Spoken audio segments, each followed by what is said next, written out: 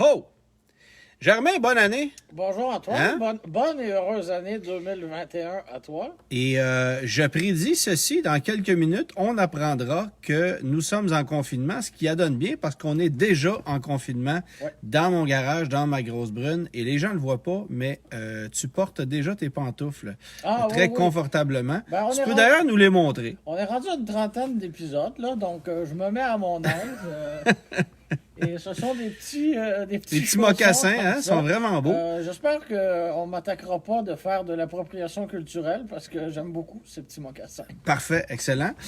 Donc, on va laisser le monde arriver. On a déjà une centaine de personnes qui ont décidé, 112 personnes qui ont décidé de ne pas écouter la conférence de M. Legault, qui m'a envoyé un message personnellement pour me dire qu'il ne pourrait malheureusement pas être présent. Là, il nous a pagé tout à l'heure. C'est ça, il nous a pagé pour notre live Facebook, mais nous mentionnant qu'il serait bien sûr de retour pour l'écouter en rediffusion sur ma page Facebook ou sur la page du Guide de l'auto.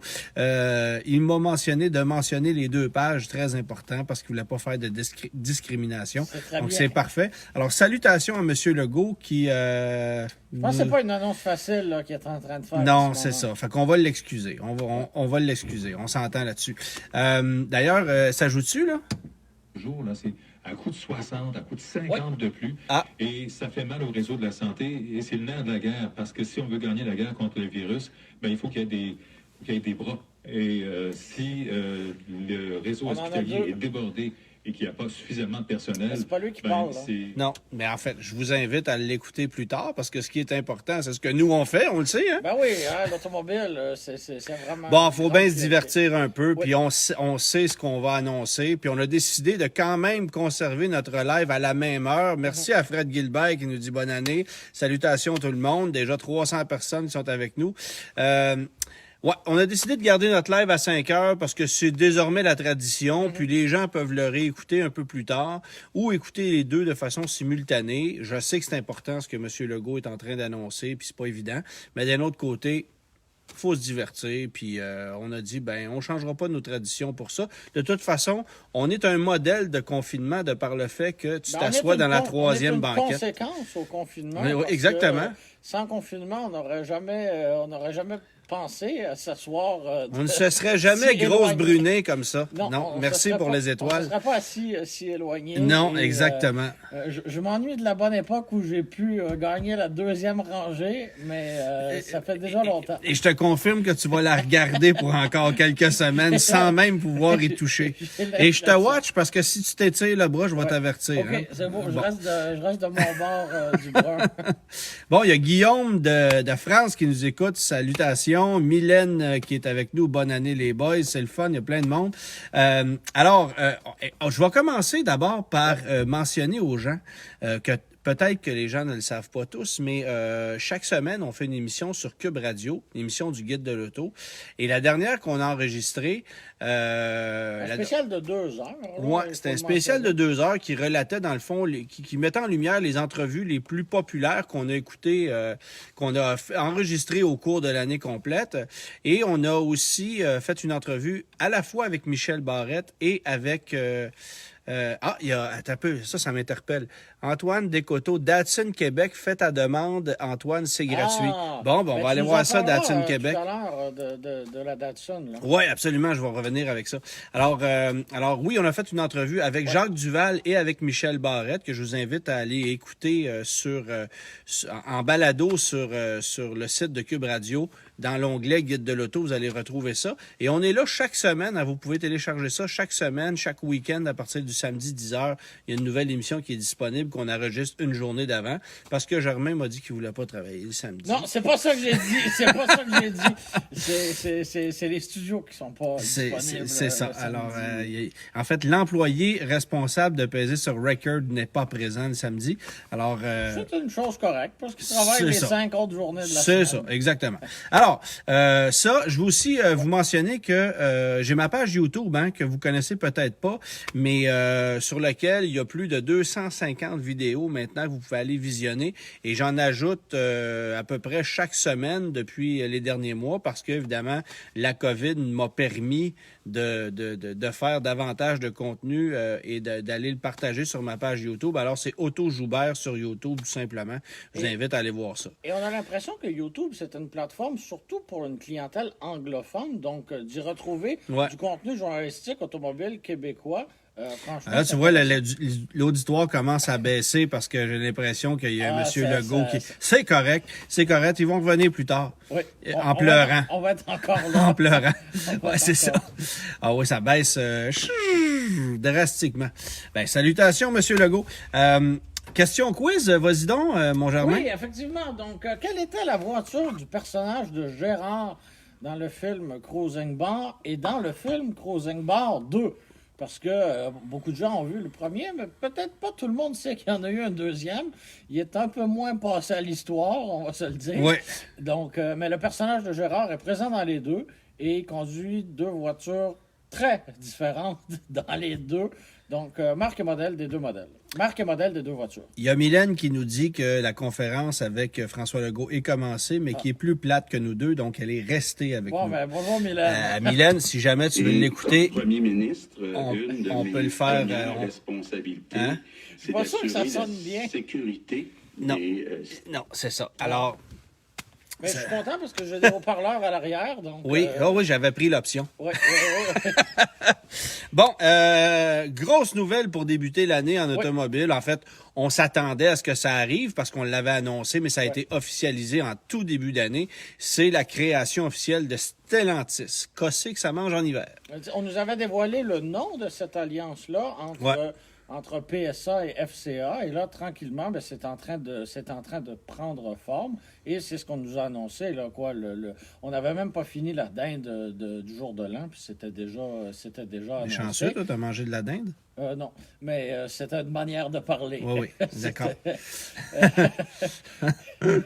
Donc, et on a appris, suite à cette annonce-là, que Chrysler, ça vivait pas mal sur du temps emprunté. Parce que, oui, l'image est forte, est encore forte aux États-Unis, moins qu'elle l'a déjà été, mais il n'y a rien qu'on ne pourrait pas vendre sous une autre bannière. Là. C'est ce qu'on réalise. Oui, exactement.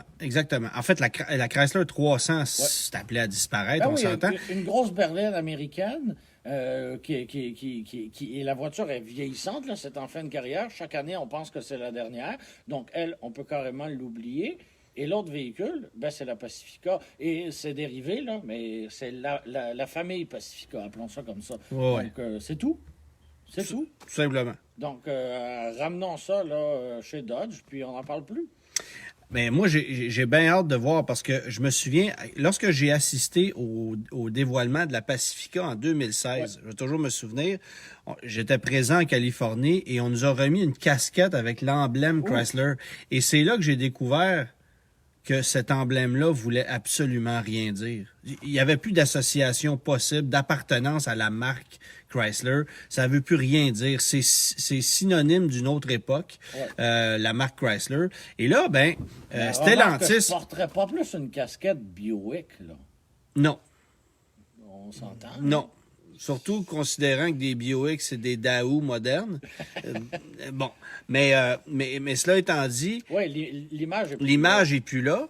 Sauf que là, le conglomérat qu'on a créé, c'est gigantesque. C'est 400 000 employés. Donc, perdre du temps avec Chrysler, c'est pas intéressant. Non, c'est ça. Et on a vendu Chrysler 3700 véhicules en 2020 au Canada, dont 447 Chrysler 300. Le reste, c'est des fourgonnettes. Ouais. Mais on s'entend-tu, là? On a vendu, 2800 fourgonnettes Chrysler en 2020. C'est rien au Canada, là, pour une usine qui roule à plein régime, là, à Windsor. Là. Donc, la Dodge Grand Caravan est disparue. On la remplace par la Chrysler Grand Voyageur. Mais est-ce qu'on va réussir à offrir ce véhicule-là à prix se rapprochant un peu de celui de la Grand Caravane? J'ai hâte de voir parce que... C'est un produit qui est beaucoup plus jeune, beaucoup plus raffiné, beaucoup plus solide. Ouais. Mais je suis pas certain que c'est ce que veut la clientèle canadienne. En fait, la question, c'est, considérant que la marque Chrysler est appelée à disparaître, est-ce qu'on va prendre la Pacifica, la rapatrier chez Dodge, ou est-ce qu'on va la faire mourir parce que le marché de la fourgonnette n'est plus ce qu'il était? C'est ce que j'ai hâte de voir. Mais c'est sûr que la vie de la marque Chrysler, c'est très précaire. Là. Et là, ce qui est étonnant en voyant Chrysler sur la corde raide en ce moment, c'est que dans les derniers mois, dans les dernières années, quand les hauts gestionnaires de Chrysler étaient interviewés, que ce soit par les médias canadiens ou américains, on nous disait qu'on voulait faire de Chrysler la marque pour les véhicules familiaux, donc des véhicules pour la classe moyenne, là, entre guillemets, et de faire de Dodge une division peut-être de véhicules plus sportifs. Ouais. On a vu cette tangente-là. Jeep, bon, c'est évident, on mise sur le hors-route, on mise sur les VUS, c'est correct, Ram avec les pick-up, mais on voulait faire de Chrysler vraiment une marque pour les véhicules familiaux. Mais là, visiblement, à la tête de cette nouvelle alliance-là, on semble rien en avoir à faire de Chrysler. Là. Non, c'est sûr. Et avec raison, parce que je demeurais sceptique, moi, quand on me disait on veut faire de Chrysler une marque de véhicules familiaux. OK, mais non. Non, c'est ça. Et il faut considérer aussi que il y a des nouvelles marques qui se sont ajoutées dans ce giron-là, des marques qui sont bien établies, parce que PSA, c'est Peugeot, c'est Citroën, c'est DS, c'est Opel, c'est Vauxhall. Alors, c'est certain que dans ces 5 marques-là se retrouvent des produits qui pourraient se retrouver chez nous. Ouais. On ne sait pas sous quelle marque. Est-ce que la marque Peugeot pourrait revenir ici? C'est l'enjeu, selon moi, principal. C'est sous quelle bannière ces véhicules-là vont être commercialisés? Parce que c'est sûr qu'on va vendre des véhicules européens de notre côté. Mais est-ce qu'on va les badger Dodge? Les badger Dodge, comme on avait fait, par exemple, avec la Dodge Dart, qui était une Fiat, finalement. Ouais. Donc, est-ce qu'on va faire du rebadging comme ça ou carrément amener des nouvelles marques, des nouvelles anciennes marques ici? Parce qu'on sait que c'est pas facile de faire revivre une marque en Amérique du Nord. Et dans le même giron de FCA, on a eu 2 exemples qui n'ont pas été des grandes réussites, qui ont même été un échec. Oui, Fiat étant la plus flagrante. Fiat, ça va très mal, c'est fini, c'est-à-dire... Et Alfa Romeo, on ne peut pas se donner des grandes tapes dans le dos pour cette réussite. Oui, mais on n'a rien fait pour que ça marche. Ben non, mais ça marche pas pareil. On n'a vraiment rien fait pour que ça marche. Et pendant que tu me parles, on nous dit que les épiceries et dépanneurs devront fermer. Là, j'ai vu passer que les commerces allaient fermer à 19h30, sauf les stations-service, etc. Parce que les communiqués rentrent en même temps. Procédure, exactement comme celui que j'ai. Oui, merci François. Mais je me demandais d'ailleurs si la planète n'était pas en train d'imploser parce que je vois les alertes passer sur ton téléphone. Sur mon téléphone. Une après l'autre. Les écoles primaires ouvriront comme prévu le 11 janvier, les écoles secondaires le 18 janvier. Bon. Fait que ma fille va être contente. Bon, alors, donc, moi, ce que j'ai hâte de voir, c'est si Peugeot revient ici. Parce qu'il faut se souvenir d'un truc. Ouais. Quand Peugeot est parti du marché canadien, qui les vendait, les Peugeot? Chrysler. Les concessionnaires Chrysler. D'ailleurs, le dernier concessionnaire Chrysler à vendre des produits Peugeot, si ma mémoire est bonne, c'était Touchette à Montréal, sur la rue Papineau, qui aujourd'hui vend des véhicules d'occasion, puis des scooters, des trucs comme ça.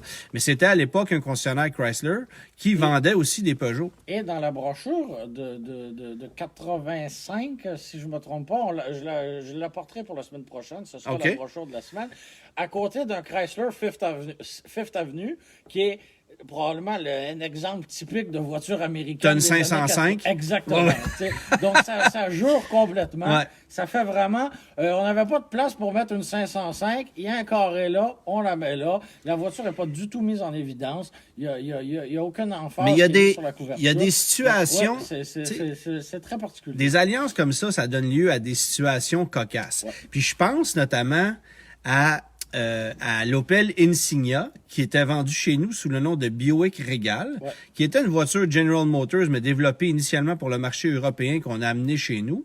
Là, Opel a été vendu à PSA, qui s'est associé avec FCA. Donc, est-ce qu'on pourrait ramener une Buick Regal sur le marché américain badgé Dodge? Tu sais, je veux dire, Dodge régale. ça serait exceptionnel. Je sais bien qu'on extrapole puis que ça n'a pas de bon sens. De toute façon, Ça n'a pas de bon sens, mais ça se pourrait quand même. ça se pourrait quand même. Alors, tu sais, c'est le genre de truc très, très cocasse qui arrive quand il y a des associations comme ça qui ont lieu. Maintenant, on sait que Fiat disparaît.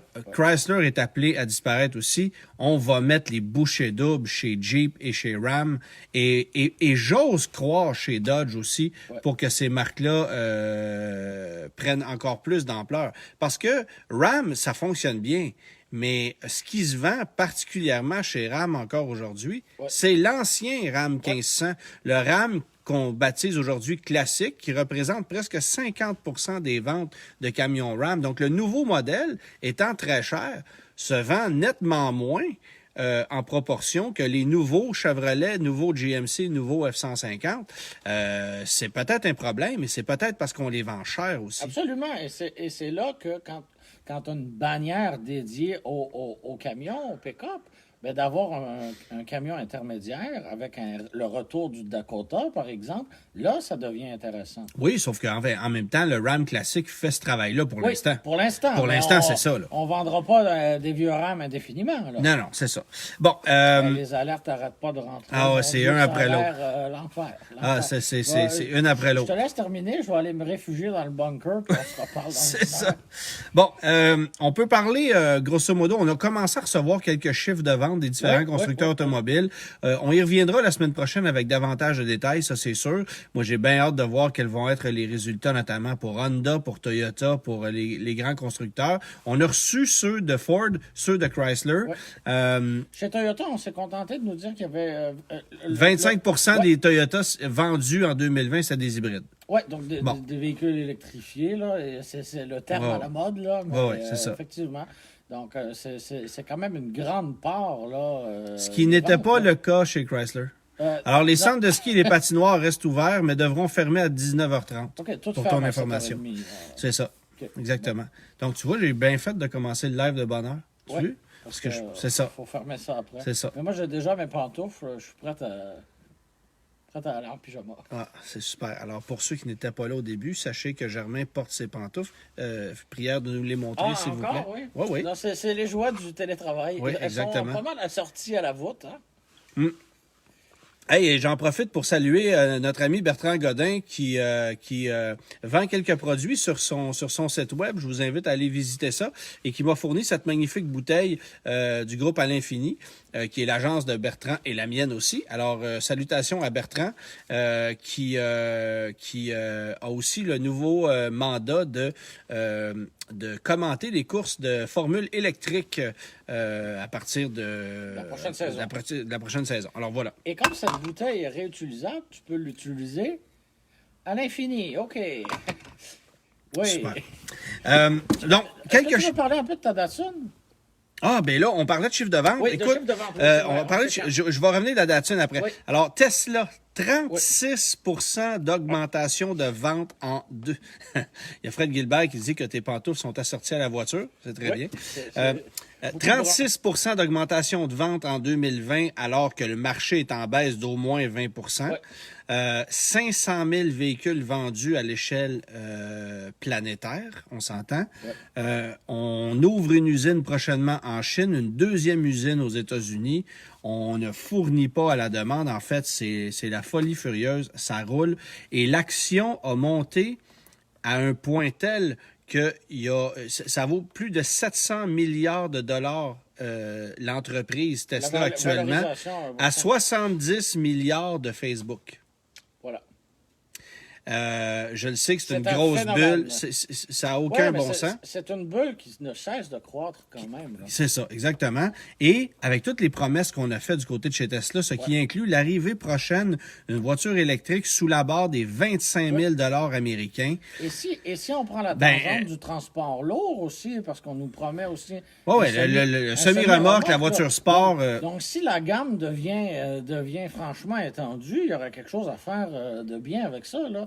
Parce que le marché automobile, c'est une chose, mais le transport lourd, ça aussi, c'est entre guillemets, encrassé et Ben oui. et vieux comme milieu. Là. Il n'y a pas beaucoup de nouveautés et Non. d'avancées technologiques. Donc, si Tesla était capable de faire bouger le marché automobile et qu'on est capable de faire la même chose dans l'industrie du transport lourd, oui, c'est une. En fait, c'est puis une moi, marque puis qui l'affaire, va c'est continuer que à surveiller. jusqu'à maintenant, Ouais. corrige-moi si je me trompe, mais Tesla, même s'il y a des pratiques qui sont discutables, même si le service après-vente est quelconque, merci je suis poli, même si la qualité de fabrication est très inégale, on peut leur reprocher bien des trucs, on peut pas leur reprocher d'avoir tenu leurs promesses sur ce qu'on avait annoncé qu'on lancerait. Alors, tu sais, quand on a annoncé la Model 3, ben c'est arrivé. Le Model Y, Oui, mais c'est on a arrivé. attendu longtemps et on attend encore longtemps. On attend, mais ça arrive. Ouais. Alors qu'il y a bien des promesses qui ont été faites chez d'autres constructeurs qui ne se sont Ouais, jamais mais réalisées. On s'entend, Puis- le Cybertruck, là. Ah non, mais ça a on été le un temps gros d'en coup. faire des lives Facebook avant que ça arrive. C'est un là. gros coup de marketing, mais ça a permis à Tesla d'avoir Ouais. une valeur en bourse qui est Ouais. aussi élevée que ça. Faut pas se Et rire. d'avoir des dépôts de 100 $ qui arrivaient de partout. là. Écoute, c'est incroyable. Et moi, j'ai très, très, très hâte, particulièrement pour notre marché, de voir débarquer cette petite Tesla-là qui pourrait être vendue chez nous, je sais pas, moi, à 35 000 canadiens. Ouais. Ben, Ou même à 40, tu sais. tu sais, ça risque d'être super intéressant. Alors ça, j'ai bien hâte de voir ce qu'on va faire avec Tesla. Parce Mais que bref, le modèle Y c'est... qui ont commencé à arriver depuis quoi, l'été à peu près, le printemps. Bon, ouais. Ça aussi, là, on en Ça voit se vend. à la tonne Ça là, se dans vend la beaucoup. grande région de Ouais. Montréal. Je pourrais pas parler pour le reste Et ce du n'est Québec. pas éligible au crédit En gouvernemental. plus, là, donc Tu sais. c'est des gens qui payent plein prix. Ouais. Allez, on est content, on va se promener en modèle Y. Oui, puis Tesla aussi est content, Ah, en passant. ça, C'est on garanti. peut pas. Alors, moi, je pense que le grand gagnant de 2020 des Ouais. constructeurs automobiles, c'est Tesla, absolument. parce que tout le monde a subi des pertes. Kia, moins que la moyenne, par exemple. Kia s'est très, très bien débrouillé. Mais dès le début de la pandémie, on s'était retroussé les manches chez Kia. On avait fait des offres très, très, très agressives, du financement Ouais. à 0%, des mois sans paiement, des reports de paiement. On a tout mis en place pour continuer de vendre des chars. Oui, c'est ça. Donc, Puis ça a fonctionné. Ben oui, absolument. Ça a fonctionné, Absolument. puis on a bien géré l'inventaire aussi. Oui, ça aussi, c'était une grosse problématique en 2020. oui. Tu sais, des surplus pour certains modèles, mais surtout de la pénurie pour d'autres. Et ça, c'était un Ouais. peu plus grave. Quand le client est dans ton concessionnaire qui veut un modèle, puis tu dis, ben, je suis désolé, je peux rien faire pour toi, c'est pas drôle. là. Écoute, je parlais avec un concessionnaire Chrysler aujourd'hui et lui il me disait, ce qui est dommage, c'est qu'actuellement, on ne peut pas, tu sais, on vend ce qu'on peut, pas ce que le client veut. Ouais. Il dit des pick-up Ram avec les différentiels barrés en arrière qui ne sont pas des différentiels électriques, on n'en a plus. Puis fou, hein? la clientèle, puis la demande est super forte, mais visiblement, il y a un problème à l'usine, on n'est plus capable d'en produire quelque chose. Donc, ça, c'est un problème. Il y a une pénurie. Un 2500 HD avec un différentiel 410 en arrière, il en reste un au Québec. Tu sais, qu'est-ce que c'est ça? Ouais, Puis là, normalement, ben, ça n'arrive pas, ça. C'est ça, tu sais, c'est le genre de truc. Alors, on se bat pour avoir même des modèles qui n'étaient pas particulièrement convoités l'année passée, ben ils le deviennent par manque de par non-disponibilité. Fait que ça change complètement la donne par rapport au marché de l'année passée. Mais bref, les concessionnaires n'ont pas le choix de s'ajuster. Sinon, chez Nissan et Infiniti, on n'aura pas un gros bonnier à la fin de l'année. là. Ben, En tout cas, si on en donne, je pense qu'on se met la tête dans le sable. Surtout chez Infiniti, les baisses de vente de près de 50 Ouais. Globalement, pour la marque, là, on est à ça. Le modèle qui a essuyé la plus petite... la plus Ouais. quoi? Oui, je sais. Je La sais où tu t'en plus vas. petite perte, c'est le QX80 avec 20 quelques pourcents de recul par rapport à l'année passée, ce qui est... j'ai Mais le l'impression que QX50, le QX60, Ouais. les ventes ont baissé à un niveau incroyable. Ouais. Il s'est vendu 5700 Infiniti au Canada cette année, 2 fois moins que le nombre de Volvo. C'est quand même quelque chose, là. Ouais. C'est quand même quelque Parce qu'on chose. sait que Volvo, c'est pas une marque à volume, là, et le volume d'Infiniti devrait être bien plus grand public que ça. Oui, mais Infiniti a trop tardé. En fait, le QX50 est un produit qui n'a pas su séduire la clientèle pour X, Y raison. Pour plein de raisons, dont la motorisation qu'on nous avait annoncée, qui était supposée être révolutionnaire. Non, c'est pas le moteur, moi, je pense, c'est la transmission.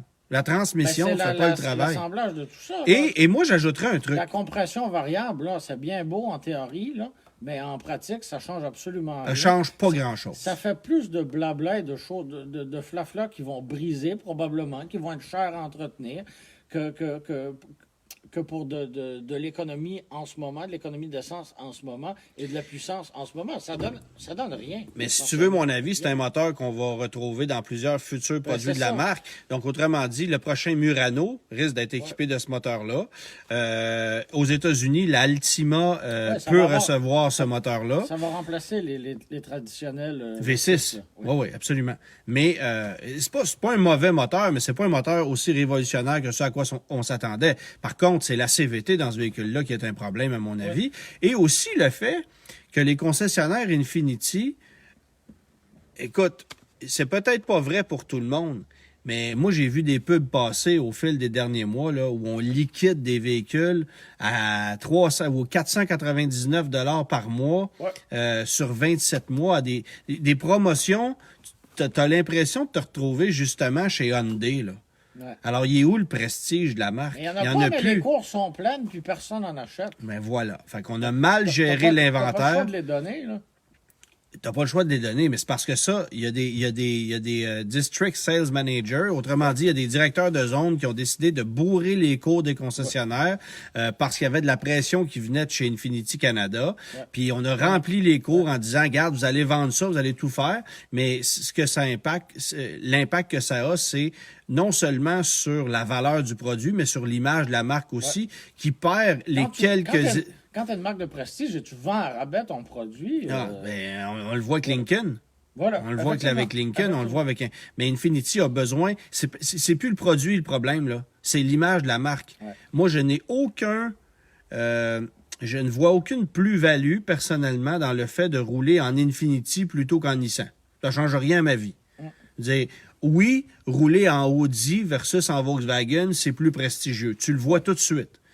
Même si c'est le même produit, les gens sont généralement plus heureux de rouler en Audi qu'en Vaux. Mais Infiniti ou Nissan, c'est le produit que tu regardes, c'est pas le badge. Puis ça, c'est un sérieux problème. Il va falloir retravailler ça complètement parce qu'il est là le nerf de la guerre de la marque Infiniti est là. Et c'est la marque des 3 marques japonaises de luxe qui est dans la position la moins enviable, là. Ah oui, absolument, absolument. Ben Acura, on a au moins ramené un produit qui marche, le RDX. Le MDX, même s'il est en fin de vie, on a annoncé l'arrivée du nouveau, même s'il est en fin de vie, a quand même réussi à se vendre très bien, pas la dernière année. Le MDX en 2020, là, ça a planté, mais jusqu'à 2019, ça se vendait quand même encore assez bien. Puis chez Lexus, ben les VUS, RX, NX, ça, je peux pas croire que le monde achète ça. Mais ils en vendent pas des tonnes non plus. Ben, ils en vendent quand même. C'est plus le RX qui se démarque là, que le NX. Là. Le GX aussi, ça se vend. Le UX aussi, on en parle. Ben, la chose. C'est pas mal transgenre, en fait, comme véhicule. On ne sait pas trop, c'est pas clair. Tu voulais qu'on parle de Datsun? Je change de sujet rapidement. Oui, t'as bien fait ça. Oui, hein, pas pire. Donc, oui, alors... quelqu'un qui te questionnait sur ta Datsun? Oui, ben je vais aller voir ça, la page Datsun Québec. Je vais aller liker la page, voir ça un peu après. Et c'est peut-être une voiture que les gens qui nous suivent ont peut-être moins vue parce que elle ne roule pas. Donc, il y a eu quelques photos que tu as partagées sur les réseaux sociaux, mais les gens t'ont certainement pas vu à son volant. Bon, alors pour la petite histoire, la première voiture de mon père qui s'était procurée à l'âge de 26 ans, c'était une Datsun F10 1977. Alors oui, mon père n'était pas un passionné de voiture, vous en avez la preuve, et s'était procuré cette voiture-là comme deuxième voiture familiale, puisque ma mère conduisait déjà sa petite Honda Civic 1975 à cette époque-là. Et donc pas de gros couple avant-gardiste. Oui, pas de gros chars américains. Mes parents n'ont jamais, autant ma mère que mon père n'ont jamais possédé de voiture américaine. Renault, Honda, Mazda, pas de Toyota, Datsun, Nissan, Hyundai, Bref, non, c'est pas vrai, ma mère a une Toyota. Bref, en tout cas, mais jamais de voiture américaine dans la famille. À l'exception peut-être d'une Dodge Colt, mais qui était une Mitsubishi en réalité. Donc, bref, il n'y a pas eu... On appelle ça un écart de parcours. C'est ça. Mais il n'y a pas eu de voiture américaine chez nous et ni mon père ni ma mère étaient des passionnés de voitures, on s'entend. Mais bref, la première voiture de mon père, c'était une Datsun F10. Et à un moment donné, mon père a décédé il y a quelques années.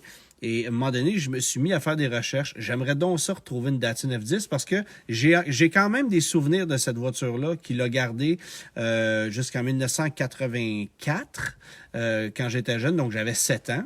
Lorsqu'il a vendu cette voiture-là. Moi, j'ai des souvenirs très précis de cette auto-là, particulièrement d'être assis sur la banquette arrière et de jouer avec le cendrier réversible qui était intégré au siège arrière. D'ailleurs, t'en as un, Germain, dans la grosse brune. C'est bien que les concepteurs de la grosse mais brune je vous rassure, je ne fumais pas. Mais mon père fumait quand j'étais petit dans la voiture. Qu'est-ce que tu veux? C'était à l'époque. C'était à l'époque. Et j'ai des souvenirs de cette auto-là. Alors, j'ai décidé de faire des recherches et finalement... Et on s'entend qu'il y a des voitures pas mal plus faciles à trouver. Non, une F10, moi, je me suis dit, si je trouve ça, c'est à peu près impossible. Ouais. Puis les gens ne savent pas ce que c'est, mais c'est la première Datsun à roue motrice avant vendue en Amérique du Nord, qui est arrivée ici, qui était dérivée d'une Datsun Cherry vendue en Europe et au Japon. Donc, on a amené ça ici en 76 sur le marché nord-américain. Elle a été vendue pendant 3 ans, 2 ans et demi, 76 à 78 et demi, jusqu'à ce que la voiture soit remplacée par la 310/310 Pulsar, qui est devenue la Nissan Pulsar par après. Donc, et on l'offrait en 3 configurations de carrosserie uniquement ici au Canada. Donc, une espèce de version hatchback bizarroïde, un coupé 2 portes. Hatchback 3 portes. Là, ouais, hatchback 3 portes à haillons. La familiale que je possède, familiale 2 portes, et le modèle berline 2 portes, là, plus conventionnel. Des formes Ah non, c'est horrible. Ouais, c'est une voiture, c'est laid, ça se peut pas. Si vous googlez ça, Datsun F10, vous allez découvrir une voiture répugnante sur le plan esthétique. Les proportions sont vraiment pas de bon sens. Mais c'était... Et Jacques Duval, d'ailleurs, si vous allez lire dans le guide de l'auto 77, en fait une critique épouvantable. Comment il a titré son article? C'est le recul de la traction avant qui fait un pas en arrière ou quelque chose de même. Là. Il avait titré ça comme ça, c'était épouvantable. Mais c'est vrai que par rapport à ce que Honda proposait, par rapport à une Renault 5, c'était une voiture qui était sur le plan technique drôlement plus en retard que d'autres voitures. Mais enfin bref, ça coûtait pas cher. C'était une première tentative pour Datsun à l'époque. Puis c'est la voiture que mon père avait eue, d'un magnifique brun orangé typique des années 70. Alors j'ai retrouvé cette voiture-là, voiture du Québec, achetée à Québec, qui est une survivante et que j'ai décidé de restaurer. Et durant le temps des fêtes, pourquoi on parle de cette voiture-là aujourd'hui, c'est que durant le temps des fêtes, avec mon ami Stéphane, on a débarqué toute la mécanique de la voiture qui sera restaurée dans les prochains mois. En fait, mon ami Stéphane, qui est mécano, va remettre le moteur à neuf. On a commandé toutes les pièces pour le refaire. La majorité des pièces sont disponibles sur le plan mécanique. Mon gros bémol, et je le dis, si jamais vous voyez ça passer quelque part, j'ai besoin des caoutchoucs pour le pare-brise à lunettes arrière et possiblement du pare-brise lui-même, puisque comme il est dans son caoutchouc d'origine depuis 45 ans, de le travailler juste un peu pour l'enlever de là, on risque de le casser. Alors ça, c'est le gros point critique, parce que tout le reste, ça se refait assez facilement. La voiture est assez complète, là. La voiture est assez complète. Il me manque un coin de pare-choc arrière aussi, si jamais. Enfin bref, je passe le message. Vous avez sûrement ça sur vos tablettes, un coin de pare-choc arrière de Datsun F10. Tout le monde a ça en stock. Tout le monde a ça en stock. Enfin bref, alors c'était la petite aparté de mon Datsun F10. Excellent. Autre chose qu'on a fait pendant les fêtes, chacun de notre côté, on a conduit le Kia Sorento, modèle de 4e génération, qui arrive bien différent pour 2021. Et tu l'as conduit de ton côté, je l'ai conduit aussi. La stratégie pour la mécanique est assez différente, parce que par le passé, puis on avait un 4 cylindres atmosphérique, ça c'est correct, et on avait un V6 3.3 litres qui faisait bien le travail. C'était rien de révolutionnaire, mais ça faisait amplement la job, comme on dit là, en bon français. Et ça permettait d'une certaine capacité de remorquage aussi. En fait, tu remorquais 5000 livres. En fait, c'était un des véhicules capable de remorquer 5000 livres qui coûtait le moins cher sur le marché. Oui, c'était son atout, là, finalement, sa capacité de remorquage. Et là, la différence, c'est que le moteur de base, c'est un 4 cylindres, 2,5 litres. Et le gros moteur, c'est aussi un 4 cylindres, 2,5 litres, mais cette fois, turbo-compressé, mais avec lequel on ne peut plus remorquer autant qu'auparavant. Donc, c'est bien dommage. On retranche de moitié là, la capacité de remorquage. Et ce qu'on nous dit chez Kia, c'est que si vous voulez remorquer, il y a le Telluride. Ben oui, on sait très bien que le Telluride est capable de remorquer, mais ça ne veut pas dire qu'on a de l'argent acheté par les fenêtres si on veut remorquer. C'est la même erreur qu'on avait fait à l'époque chez Toyota. Lorsqu'on a abandonné le V6 dans le RAV4, la réponse c'était, si vous voulez un V6, on l'a dans le Highlander, mais ça coûte 10 000 $ de plus. Tu sais, le prix d'entrée du Telluride, c'est le prix d'un Sorento SX. Loadé, là. Voilà. C'est ça, donc, tout équipé. Ça n'a pas de bon sens. Donc, ça n'a pas de bon sens. C'est insultant un peu. Là, pour donc, moi, le nouveau Sorento, côté look, c'est correct. C'est correct, c'est un véhicule moderne et pour son design, les concepteurs ont compris ce que la clientèle aimait. C'est-à-dire du noir partout, des moulures noires, des contours de fenêtres noires, des mags noirs. L'aménagement intérieur, c'est parfait aussi. Tout est à l'ergonomie, sa place, c'est impeccable. Il y a beaucoup d'espace. Là-dessus, chapeau, on a fait un travail impeccable. On vivra pas beaucoup d'émotions en le conduisant, par exemple. Là, c'est assez plate. C'est le cas de bien des VUS de ce format-là, de ce type-là. Mais oui, c'est plate. Sauf que moi, j'ai un irritant majeur et la mécanique turbo. Bon, d'abord, pourquoi on a intégré une mécanique turbo là-dedans plutôt qu'un V6? Pour l'économie, il n'y en a pas. Non. On s'entend, là? Moi, j'ai fait 10,5 là, en faisant beaucoup d'autoroutes. J'ai fait presque. Puis moi, j'étais à 11 litres au 100. C'est ça. Alors, versus un Sorento V6, vous allez rouler à 11,5. Oui, donc il n'y a aucune économie. Puis c'est un moteur turbo qui préfère de l'essence super, alors que le V6, vous mettez de l'ordinaire là-dedans, puis on ne se pose pas la question. Mais le manufacturier ne recommande même pas de super. Non, je le sais, mais la vérité, la vérité, c'est ça. Donc, combien de clients vont mettre du régulier et au bout de 2 ans, 3 ans, 4 ans, vont avoir un petit pépin à gauche. À droite, sans que ce soit un pépin, c'est que le moteur va s'encrasser un peu plus. Voilà. Bon.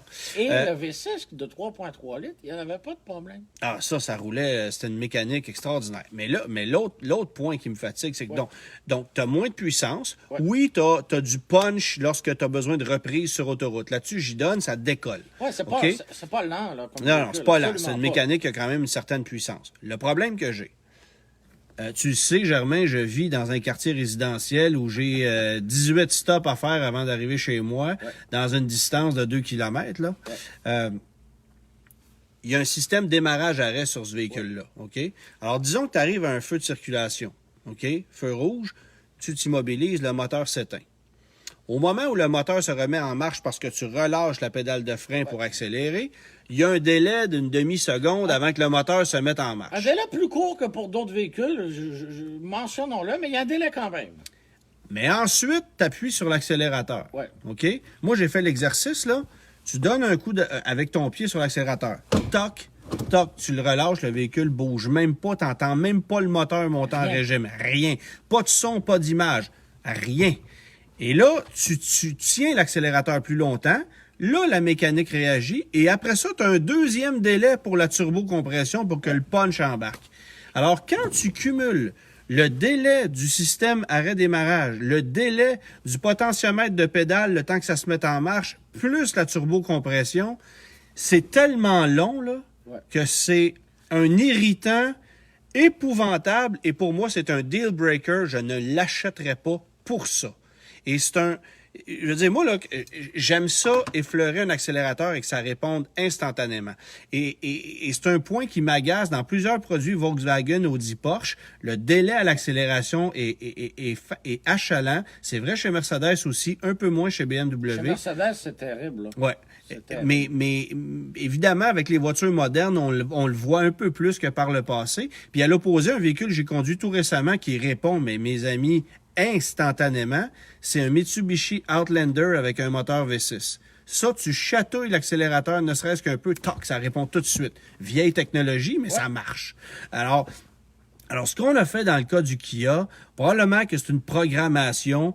On a mis ça en place pour jouer avec les codes de consommation, je sais pas quoi, mais c'est tellement achalant que moi, j'y toucherai pas. Par contre, une fois que t'es parti, ça va bien, là. Mais même une fois que tu es sur l'autoroute, par exemple, et tu veux effectuer un dépassement, il y a un délai encore là, et puis c'est fatigant. Oui, mais il y a un délai d'électronique, sauf qu'une fois que la mécanique embarque, ça punch. Tu sais, c'est ça. Avant que ça embarque. Mais il y a comme une habitude de conduite qu'il faut développer, puis moi, je suis pas capable de m'habituer à ça, c'est trop irritant. Je veux dire, si j'effleure l'accélérateur, je veux que ça réponde tout de suite, pas dans 2 secondes. Ouais. Et là, c'est ce qui se passe. Donc, c'est un point qui est vraiment, vraiment achalant et qui peut faire la différence. Quand tu as besoin de réagir tout de suite, pas dans 2 secondes, bien, 2 secondes, dans certaines situations, ça peut être critique, là. Donc, ça, moi, c'est un point qui m'a vraiment, vraiment, vraiment achalé. Alors voilà. Mais sinon, c'est une machine plus légère, plus dynamique qu'avant, plus solide aussi quand tu la conduis. Le look, c'est réussi. J'aime pas trop les portes arrière qui sont plus longues que les portes avant. Ça fait un peu Acura MDX de génération actuelle. Moi, ça me plaît plus ou moins. Mais l'aménagement, tout ça, rien à dire là-dessus. On a fait un travail génial. Et la version X-Line qu'on a conduit, toi et moi, je trouve que... un SX, là. OK, bon, ben, mais tu vois, la X-Line à 41 000 $, je trouve que le rapport prix-équipement est intéressant. C'est correct, là, tu sais. En allant pour un SX, justement, à 49, là, franchement, c'est peut-être pas le plus intéressant. Le X-Line, c'est un nouveau trim, une nouvelle version qu'on a rajouté. On n'avait pas auparavant. Look sportif avec un équipement de milieu de gamme. Là. Milieu de gamme et le moteur optionnel. Donc, finalement, c'est un bon, pas cher, là, un bel ensemble qui comprend ce que, finalement... Mais ils vont en vendre. Ils vont en vendre. Ça, je suis persuadé. On va en avoir énormément sur la route. Tu as conduit un autre VUS pour faire changement pendant les fêtes. Ouais. Ford Explorer. Une version dont on ne parle pratiquement jamais, que Ford publicise à peu près pas. C'est la version hybride de l'Explorer. Oui, puis étonnamment, écoute, je t'avoue que depuis que j'ai conduit ce véhicule-là, il est encore dans ma cour ici d'ailleurs, ça fait 3 semaines maintenant que je l'ai, je regarde, il y a beaucoup de nouveaux Explorer. D'ailleurs, faut que je le souligne, le succès du nouvel Explorer pour Ford est vraiment phénoménal. On a vendu au Canada, considérant la pandémie, plus de 16 000 Explorer en 2020, une hausse quand même considérable par rapport à l'année précédente avec l'ancienne génération. Donc, c'est un succès, le nouvel Explorer. C'est un succès qui est payant, pas besoin de te le dire. Beaucoup de gens sont tombés en amour, je pense, avec une version ST.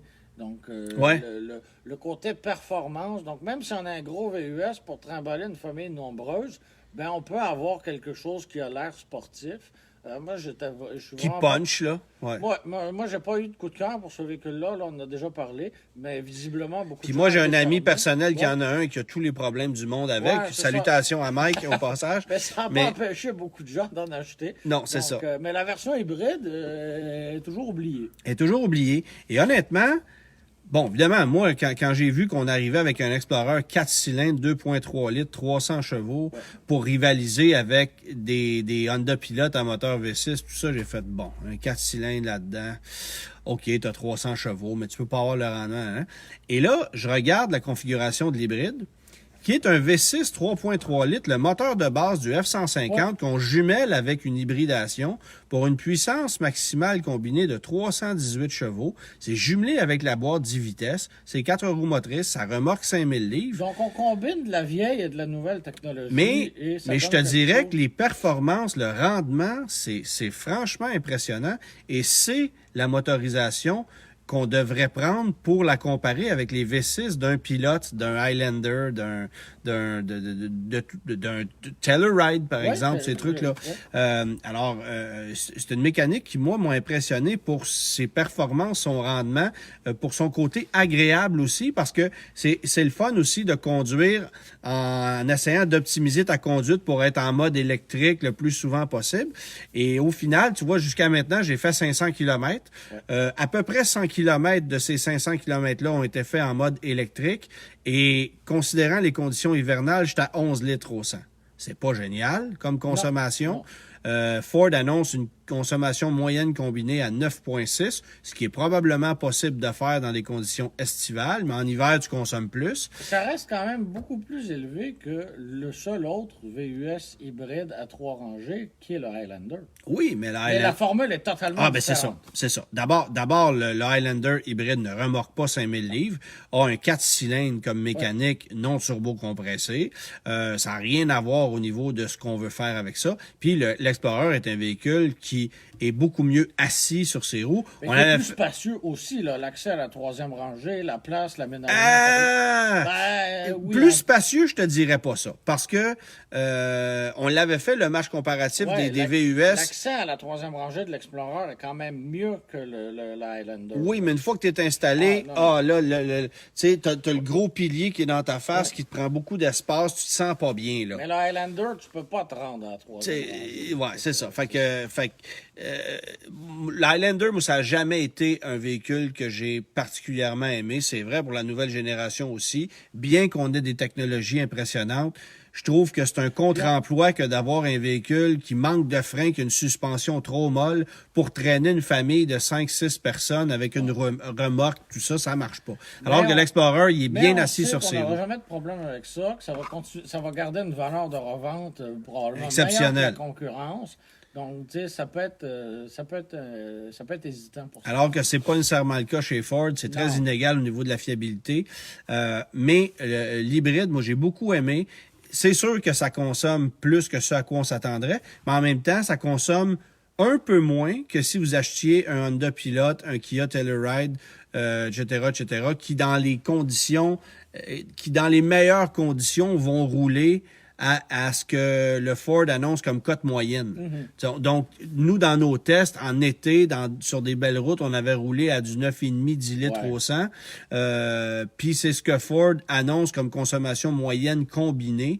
Je pense qu'on est sous la barre des 9 litres au 100 pour une conduite sur route. Alors, je trouve que c'est quand même efficace comme camion, mais le X, c'est qu'on ne le propose que dans la version Limited en option, et tu peux pas... On peut pas avoir là une version équipée moyennement et le moteur hybride. Non, c'est ça. Autrement dit, tu as une version Limited, ça part à 55 000 $, transport, préparation inclus. Tu ajoutes quelques options là-dedans. Le véhicule que j'ai là est à 57 000. C'est beaucoup de sous. C'est beaucoup de sous. Puis si tu compares, par exemple, à un Kia Telluride SX, à moteur V6 traditionnel, ben c'est 2 à 3 000 $ de plus que le Kia qui a un équipement équivalent. Pour avoir une technologie hybride qui te permet de consommer un petit peu moins et qui t'offre autant, en fait, même un peu plus de puissance. Donc, je trouve que c'est intéressant, mais c'est encore une mécanique de niche. Et moi, j'aimerais qu'on le propose dans la version XLT. Ça serait intéressant pour le consommateur. C'est ce qu'il faudrait faire. Celui qui veut aller sauver quelques dixièmes de litre ou même quelques litres au 100. Ben, par rapport aux 4 cylindres, tu sauves grosso modo 1,5 litre au 100. Ouais. Tu sais, par rapport aux 4 cylindres 2,3 litres, mais tu as un rendement nettement plus intéressant, là. Je veux dire, oui, sur papier, tu as 18 chevaux de plus seulement, mais tu as le rendement d'un V6, pas d'un 4 cylindres qui grogne.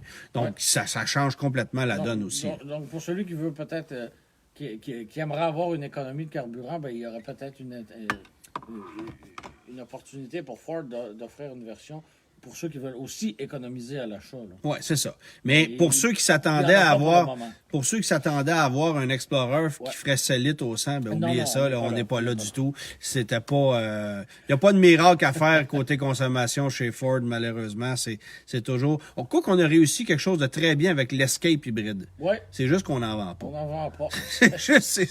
c'est juste ça. Bon. Brochard de la semaine? Oui!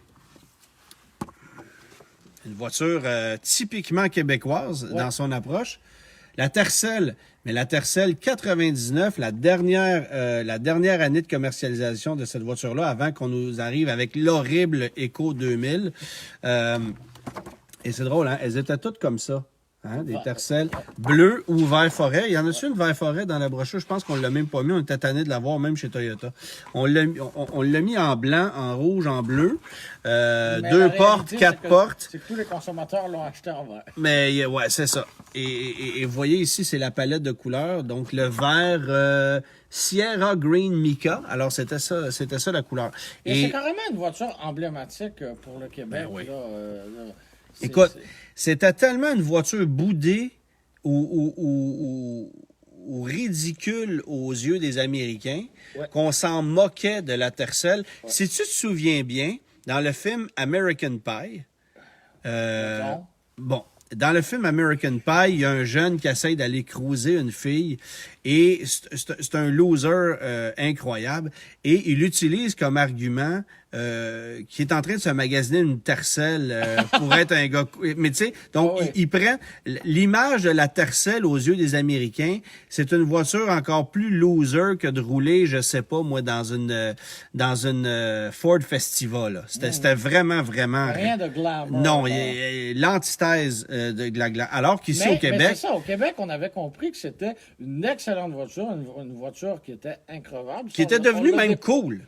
Oui, et c'était beau, bon, pas cher. Ça faisait exactement ce qu'une voiture devait faire. Là. Exactement. Sans problème. Elle est arrivée sur le marché en 1980. Elle nous a quittés en 1999, mais elle a quitté le marché américain en 97. Et pendant 2 ans, Toyota n'a vendu que des Corolla sur le marché américain. Il n'y avait pas de voiture sous-compacte.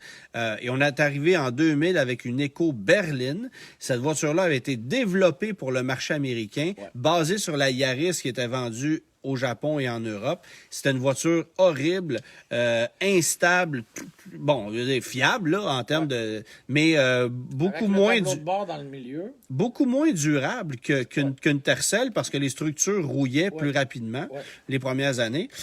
Puis ce qui est drôle, c'est que la Tercel, encore aujourd'hui, la plus récente Tercel, c'est une 99, donc elle a 21 ans, et on en voit encore beaucoup. Là. À tous les jours. Tu sais, il y en a énormément. Et tu sais quoi? Il s'est vendu le record de vente, je crois, pour la Tercel de toutes les années de vente au Canada, c'était 26 000 unités. On en a vendu 21 000 en 99, signe que ça pognait encore énormément. Et de ce nombre, 58 % ont été vendus au Québec. Il n'y a pas beaucoup de monde en Alberta qui achetait des Tercel.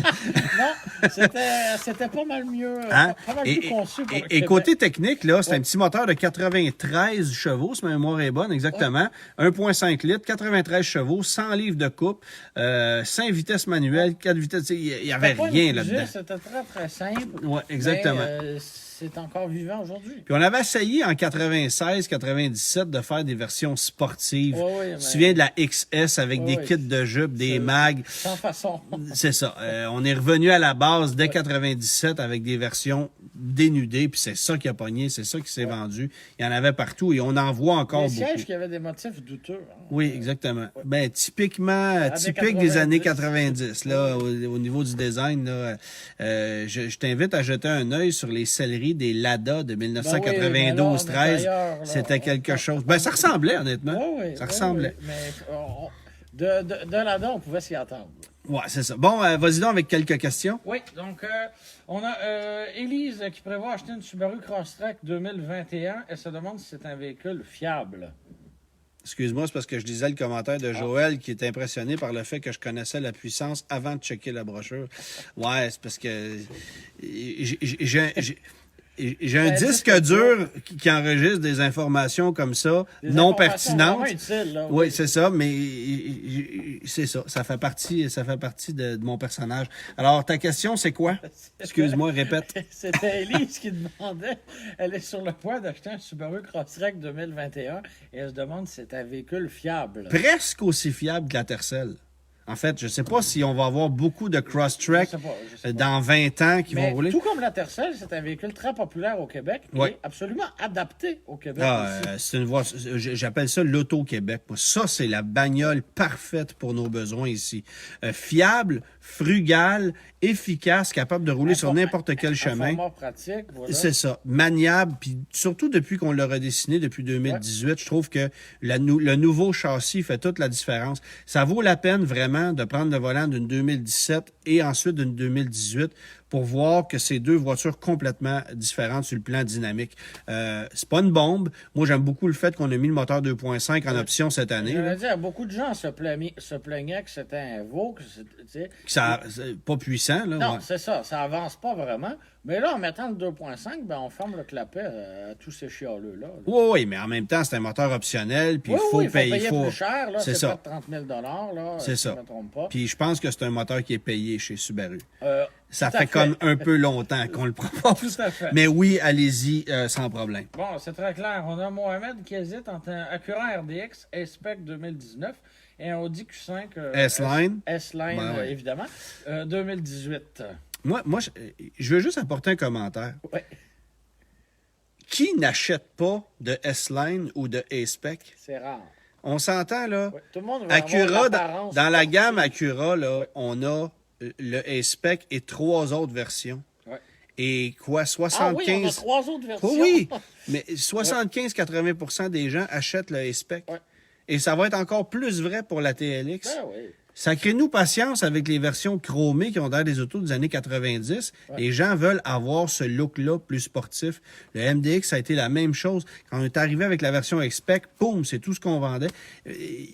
Acura, il est temps qu'on se réveille. Là. Offrez différentes déclinaisons de la version A-Spec. Ouais. Une A-Spec Platinum, une A-Spec Et- d'entrée de gamme, mais c'est ce que les gens veulent Et avoir. d'ailleurs, on parlait du Sorento tout à l'heure. Il y a des versions avec tous les accents qui sont noircis. Ouais. Mais tu as une version, et si je ne me trompe pas, c'est le X-Line, qui est comme charcoal. Donc, c'est une nuance de gris. Oui, sans mais c'est faire pas de- du de- gros chrome américain Non, c'est traditionnel. ça, mais même en allant dans le noir, il y a moyen d'avoir des nuances. Là. Donc, Ouais, on ouais. peut avoir... c'est quasiment un effet carbone. Là. Donc, avis au planificateur produit, là, il y a moyen c'est ça. d'en offrir C'est ça. toutes sortes. Mais bref, c'est pas compliqué. Moi, je veux dire, le Q5 pour une location 4 ans, ça demeure une valeur exceptionnelle.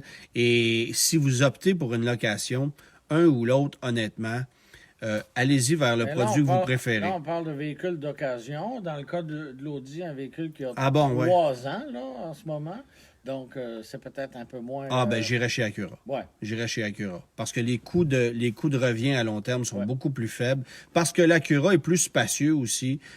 Technologiquement, c'est à jour. Oui, il y a le système d'infodivertissement qui est un peu un irritant. Ça demande adaptation. Pas un peu un héritant. Là. Ah, c'est compliqué. c'est On compliqué, s'entend. oui. Mais l'ensemble de l'œuvre, c'est un produit tellement convaincant qu'on ne se pose pas la question 2 minutes. D'ailleurs, on en vend 3 fois plus, même un peu plus que 3 fois plus qu'Infiniti avec son QX50. Ouais. On se demande pourquoi. Tout à fait. Ouais. On a Dominique qui a une question très intéressante sur les pneus d'hiver. Elle dit bonjour, que pensez-vous des pneus d'hiver 4 saisons homologués en hiver? Bon, jusque-là, pas sûr.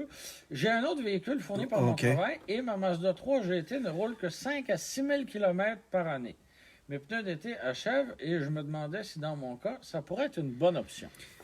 Mais là, j'ai l'impression qu'on parle d'un pneu tout climat. En fait, c'est un pneu qui peut être utilisé en Qui est hiver, homologué, qui est mais qui est pas un homologué, pneu mais qui n'est pas un d'hiver. pneu d'hiver. Donc, c'est sûr que l'hiver, quand il fait moins 20, c'est un pneu qui devient très dur. La gomme n'est pas conçue pour ça.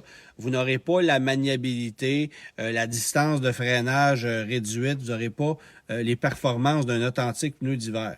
Mais ça vous permet justement d'éviter de devoir changer vos pneus aux 6 mois. Pour un véhicule qu'on n'utilise presque pas. Là. Bon, alors, la question, c'est pas est-ce que c'est efficace? Oui, ça va faire le travail, mais ça vous offrira jamais la performance d'un pneu d'hiver. Maintenant, si ça peut vous éviter un paquet de tracas, c'est à vous de savoir si vous êtes prête à composer avec une conduite un peu moins efficace, considérant les coûts considérant les sous que ça vous fait économiser. Puis, il y a bien des gens qui ont compris cette formule-là et qui se procurent des pneus comme ça, à commencer par certaines personnes de mon entourage qui font comme vous, 3, 4, 5 000 km par année, surtout depuis qu'on est confiné, on roule beaucoup moins. Puis changer ses pneus aux 6 mois parce que la loi l'exige. Ou peut-être des gens qui, bon, peut-être pas cette année, mais qui quittaient une partie de l'hiver. Là. Bon, c'est ça. Alors, tu sais, je veux dire, oui, ça peut être efficace pour ça, mais ne pensez pas que ça va faire le travail d'un vrai pneu d'hiver dans une tempête de neige, jamais. Moi, c'est un type de pneumatique que j'ai installé sur ma camionnette, avec laquelle je roule 3-4 000 km par année, justement. Et puis, je suis très conscient que ce pneu-là n'offrira pas le rendement d'un pneu d'hiver, mais ça vient de m'éviter bien des tracas parce que ces pneus-là vont rester dessus tout le temps. J'aurai pas besoin de faire de changement de pneus. Mais ça c'est va des faire cas isolés, bien souvent. Mais c'est ça. Alors, si vous roulez pas mal, non. C'est pas un pneu pour ça. Si vous demeurez dans l'État de New York, ça peut faire le travail à l'année. Mais ici, on est au Québec. Donc, c'est pas un pneu d'hiver, sachez-le. Maintenant, ça vous permet de rouler un peu. Vous n'aurez pas une voiture aussi sécuritaire, comme je le disais, durant l'hiver, mais c'est un risque à prendre, considérant. Mais en demeurant dans la légalité. Mais en demeurant dans la légalité, puis faites attention parce qu'il y a bien des vendeurs de pneus qui vont vous vendre ça comme un pneu d'hiver. Ouais, et c'est une bonne chose que vous soyez au courant de la nuance, là. Absolument. Parce qu'un pneu de tout climat, c'est un peu plus qu'un pneu de toute saison, mais ce n'est pas un pneu d'hiver. Voilà. Bon, très clair. Réponse de la question quiz. Yes. Donc, la question, c'était quelle voiture conduit le personnage de Gérard dans le film Cruising Bar et dans le film Cruising Bar 2? Dans l'original, Ah ouais, petit gars, shoot la ta ballonne, shoot. c'était une Cadillac Séville. Et dans 83, 45, là. Ah, ben, je n'ai pas l'année. Ouais, à peu près. Mais, oui, une très chic Cadillac Séville qui fitait bien avec le personnage, absolument. Et qui est appelé à devenir un classique, hein. C'est une voiture tellement particulière. Mais emblématique de cette période-là, de la voiture vraiment américaine qui n'avait pas de bon sens. Là. Ouais. Et dans le film Cruising Bar 2, il conduit une Nissan Altima. 4 cylindres, Bourgogne. Oh, hein? Ouais. Pauvre Gérard. Gérard. Ouais, c'est ça. On salue tous les Gérards qui nous écoutent. Ben là, il y a Yves qui nous regarde. Alors, salutations à Yves. Alors voilà, vous avez été un peu moins nombreux cette semaine, évidemment, en raison d'une conférence de notre ami. Est-ce que c'est terminé? Max.com. Ah, là, c'est des pubs. Bref, vous pourrez nous écouter un peu plus tard en soirée, évidemment, parce que la vidéo est disponible sur Facebook, est disponible en tout temps, ou demain, ou quand vous voudrez. Mais nous, on va être au rendez-vous encore une fois la semaine prochaine à 17h, chaque mercredi. C'est pour ça qu'on a décidé de ne pas changer l'horaire cette semaine, même si on savait qu'il y aurait peut-être un peu moins de monde au rendez-vous. C'est correct. Alors, merci d'avoir été là la semaine prochaine. Et puis, on vous invite encore une fois à aller visiter le site de Cube Radio pour écouter nos balados du Guide de l'Auto, ma page YouTube également pour voir des vidéos et bien sûr le site du Guide de l'Auto sur lequel Germain, chaque semaine, nous pond des chefs-d'œuvre. Ah, ben, si tu le dis, si tu le dis. Bonne semaine. Bye bye, bonne semaine.